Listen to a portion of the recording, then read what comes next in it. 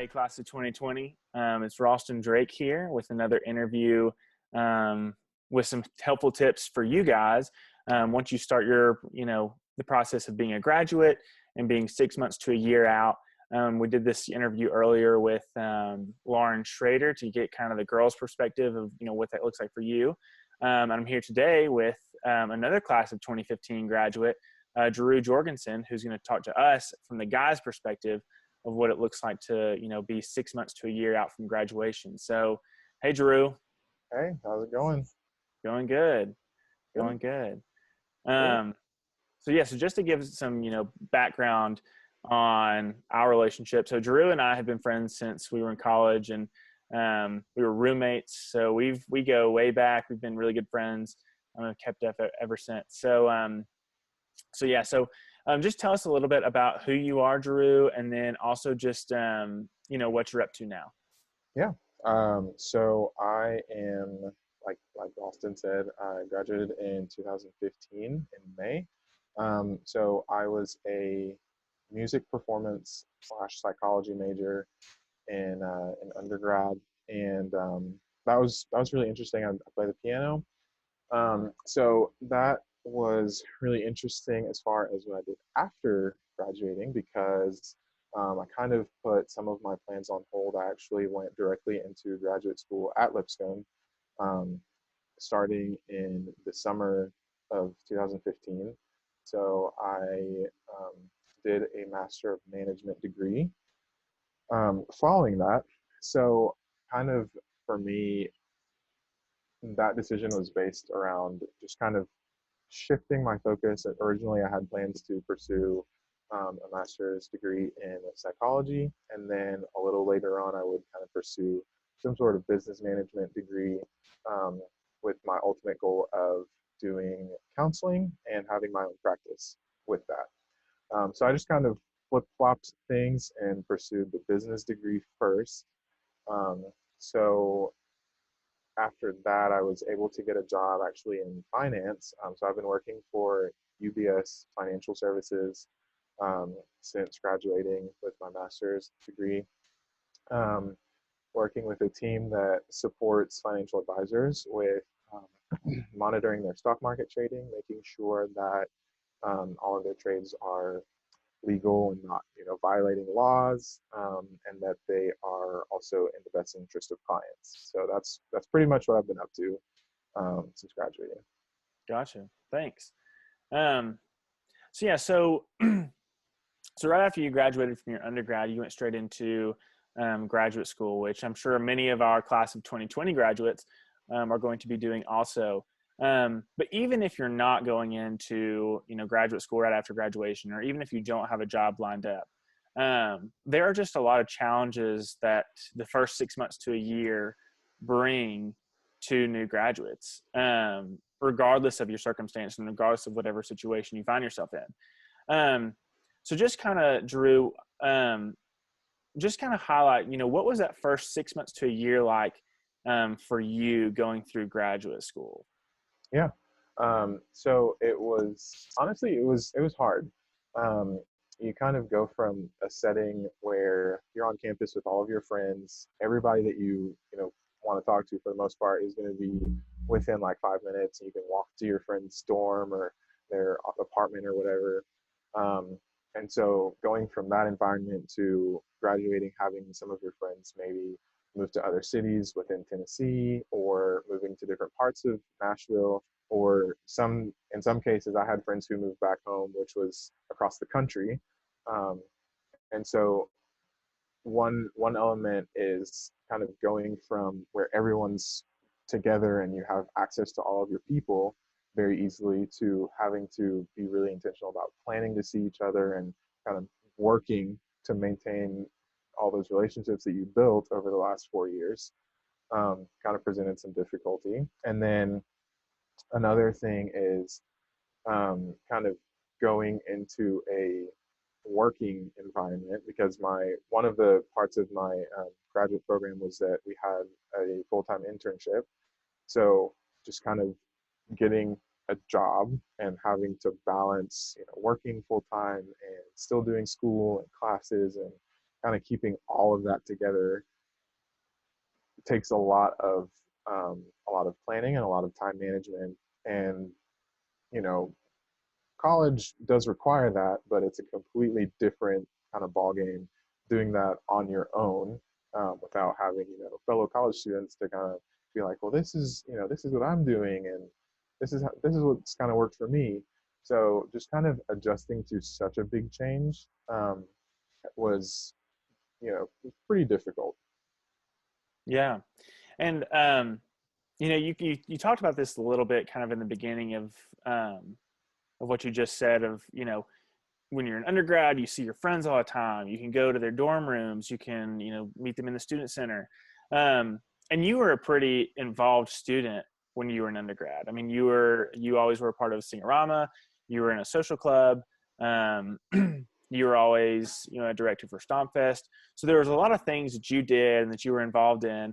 Um, and so then going into graduate school where it's not like you can just, be involved, you can get plugged in, there are things you can there are extracurriculars. What was, there's a lot of things that are difficult about such a giant transition. But I just want you to kind of focus on maybe, what was probably maybe the most difficult adjustment for you, going from being a college student to now being graduated. Yeah.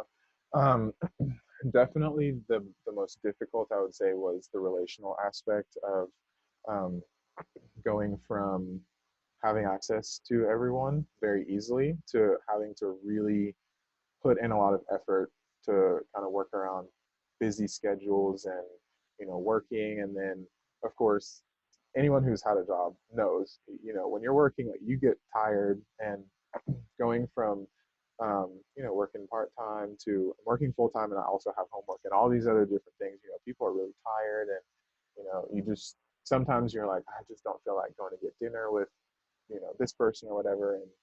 And it is a lot easier to kind of lose track of people that way.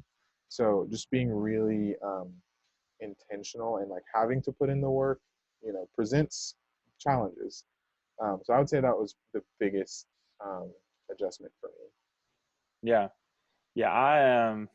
I totally get that. Just, right after graduation, um, I'm a year out and I've had 2 jobs already. And I just remember going into that first job and being like, holy cow, like, I do not want to hang out with people tonight, which was Yeah. weird for me, which was really, really weird for me. Um, so yeah, so it's strange. It's a very odd time. Um, so I'm glad you pointed that out. Um, and sometimes too, just thinking back on my experiences as well, um, a lot of these challenges are so new, like that whole relational piece of like, I don't want to hang out with people because I am tired from work. All my friends have moved away. We're not close anymore. We're not, whatever. Um, that's a very big adjustment for people, and that was a very big adjustment for me. Um, but we all have to find ways to overcome those challenges. And so, how did you find ways to overcome the challenges you faced? Yeah. So with the kind of maintaining relationships, that's actually something that is very important to me. And I would say that it's something that I'm pretty good at. Kind of initiating, hey, let's hang out, let's get dinner, and being very, diligent about making those things happen.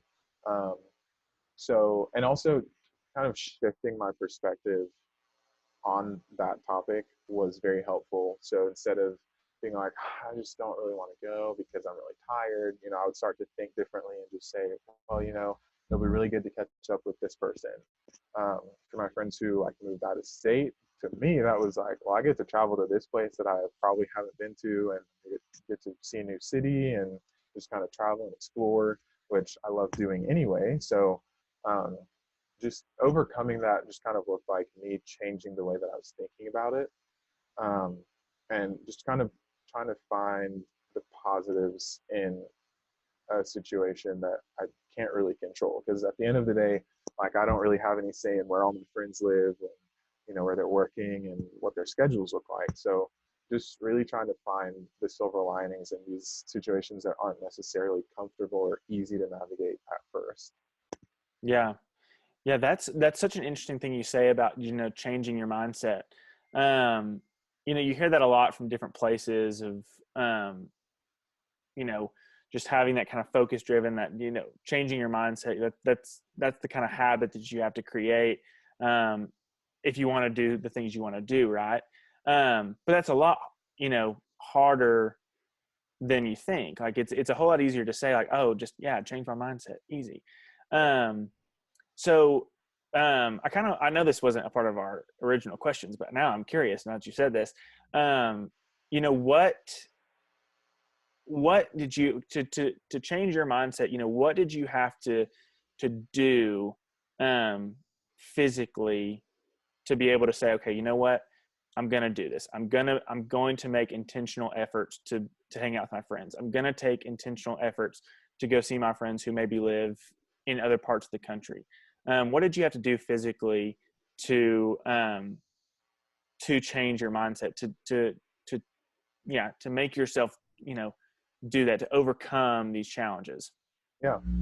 So a part of that actually was um, something that was told to me during counseling, which I did for a while, because I started to realize that I was not managing the change very well after a couple of months, and I was just like sad all the time, and it was starting to become more of like a depression situation, and so just kind of looking like having things to look forward to, like spending time with my friends was something that I, have always looked forward to because I love quality time. It's so important to me.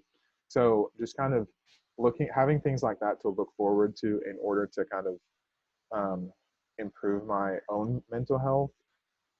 And then once I started seeing that that was working, then it became more of a practical. Well, I mean, this is working, so why change it? Why go back to thinking negatively, or even just kind of not prioritizing doing things like spending time with people that I care about when doing that has made a positive impact in my life. So um, I guess out of a necessity was how I started doing that, and then once I noticed how good it was for me, I just continued. Yeah, that's awesome. So yeah, that's cool. So you found that, being with friends and catching up and setting those times, um, made a difference for you. That's really awesome. And I would definitely encourage, any of you guys, like, there's a thousand things I'm assuming that you can do, to help you with that, right? I mean, if, just if you need some sort of, to soothe your emotions, or even just kind of help your mental health, just find ways that, you know, that you notice are, helping you, right? And that's going to look different for everybody. But I appreciate, you mentioning that and you bringing that up. I think that's really, really helpful. Um, so just last bit of this interview, what then would you say, what piece of advice would you give to graduates to help them in this first year? Yeah. So what I would say is, from my own experience, I remember graduating and having this misconception that, once you graduate and you get a job, everything falls into place. You've got your whole life figured out, and you know exactly what you're doing and what your future is going to look like. And when that didn't necessarily work out that way for me, um, I was very disappointed. I thought I was losing control of my life. I was like, I have no idea what I'm doing. I don't know what's going on. I don't know how to cope with this. So my one piece of advice would be to, I guess, in two parts. One, I would say definitely don't measure um, yourself against anyone else and what other people's experiences are. Um, because doing that kind of comparison is most of the time only going to hurt you. It's not going to help, and it doesn't mean that you are not being successful if the way that your life is going doesn't look exactly like someone else. So I would say that's one part. And then part two is just um, don't beat yourself up. Give yourself grace. Be kind to yourself. Allow yourself to make some mistakes and learn from them. And don't beat yourself up for not having everything figured out when you graduate from college at 22 years old. Because um, I remember when I got my job at UVS, the first week I was kind of talking about that and feeling like I was like, I got this job. I finally, things are starting to fall in place. And my trainer was like, don't think about it that way. She said, I'm 44 years old and I have no idea what's going on either. So generally speaking, um, most of the time, people who it seems like everything's going perfectly for them, they're either very good at faking, or you're only seeing the good parts of their experience and not getting to see kind of the challenges that they're working through and things that they've overcome. So my advice, just give yourself grace and just try to look at everything as new things to learn every day and new experiences to be had. Yeah. Yeah. That's so helpful. Because I remember, going through my first job out of graduation, and the things that you just said, I wish I had known, and I wish I had you know, taken advantage of that knowledge. Because I just remember thinking in my first job, cause I truly thought, I was like, okay, I'm here, I'm committed. Like, can't wait to see what this is going to be like. And I just had this imagination in my head of where this would take me and what it would, allow me to do. Completely did not happen. Was not what I expected. And that wasn't a bad thing. There were several things that I learned in that first job. I realized that I didn't like the work that I was doing. Whatever had sold me to begin with, at the very end of it, I was like, not for me. And also you just learn too, what you like in a work setting, how you like to work, how you like to interact. Which also I didn't realize that would influence, you know, what I wanted to do and my desires. So I definitely wish I had been told, you're also give yourself more grace. Don't beat yourself up over, picking this wrong path. And also just you just never know. Again, back to your coworker who's 45 and still doesn't know what she wants to do. You just never know, what steps you'll take. You never know where you're going to go. And that's okay. Just let it happen. Learn, make mistakes, grow. I heard one time from somebody else that it took them, I think, 25 years to work their way into their dream job. And that was after job after job after job and getting better and perfecting and finally, being where they wanted to be and doing what they wanted to do. So it takes a long time to do that. So I really appreciate those words of wisdom and that advice. And thank you again for sharing that. But that's pretty much it. Do you have anything else you want to add? No, nothing. I definitely would say congratulations to graduates of the class of 2020. I I really wish that the end of y'all's school year had been a little more fun, I guess, and more normal. But I mean, this is just another one of those situations where you're able to have a different experience and you can learn from that and grow from that. And I mean, no other class is going to be able to say, like, the end of my senior year of college was completely different than I expected. Yeah, it was a pandemic. So, yeah. So, congratulations. Cool. Yeah. Well, hey, I really appreciate you getting on here, Jeru. And thank you, class of 2020, for, listening in and tuning in to what Jeru had to say. I really appreciate you guys doing that too. So I want you guys to know from the Alumni Association that we're here for you. We would love to connect in any way that we possibly can. So I'll include a slide at the very end of this with our social media links, so you can go on and follow us. But please stay connected to the Lipscomb community. Please stay connected to what we're doing. We just because you're a graduate, just because you're not on campus, Doesn't mean that we don't want to know what's going on. It doesn't mean that we don't want to, have you a part of our lives. You are a vital piece of the Lipscomb family, and we really, really appreciate you choosing to make Lipscomb your home. And we're just excited to continue that journey with you throughout your life. Once a bison, always a bison. So again, Jeru, I really appreciate it.